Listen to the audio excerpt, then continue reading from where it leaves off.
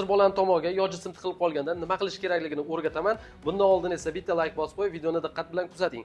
Agar bolani og'ziga yo jism tiqilgan bo'lsa, birinchi navbatda ikkita jag' qismini qisasiz, barmog'ingizni bolani og'ziga tiqib, ya'ni ochasiz, boshini pastga qaratib, iloji boricha soningizga qo'yib olasizda, ikkita kurak sohasini o'rtasiga ohistalik bilan qo'lingiz bilan 1, 2, 3, 4, 5 marta urasiz, bolani ko'tarib og'zini qaraysiz. Agarda yo jism kelgan bo'lsa olib tashlaysiz, agar kelmagan bo'lsa bolani boshini yuqoriga qaratib qo'lingizga olasiz va ikkita ko'krak qafasini o'rtasidan pastroqqa, ya'ni kindigidan teparoqqa barmog'ingizni qo'yib 1, 2, 3, 4, 5 bosasiz. Faqat asta ham bosish kerak emas, qattiq ham. Qattiq bossangiz taloq bilan jigarga zarar berib qo'yasiz, asta bossangiz foyda bermaydi. Shuning uchun o'zingizni bosib olib, kuchingizni kontrol qilishingiz kerak. Shu usulni foydalansangiz, xudo xohlasa farzandingizda bu holat kuzatilmasin ki, kuzatilsa ham bir o'limdan saqlab qolasiz. Bu videoni yo'qotib qo'ymaslik uchun saqlanib olib, yaqinlaringizga yuborib, bunday foydali ma'lumotlarni o'tkazib yubormaslik uchun profilimga obuna bo'lib qo'ying.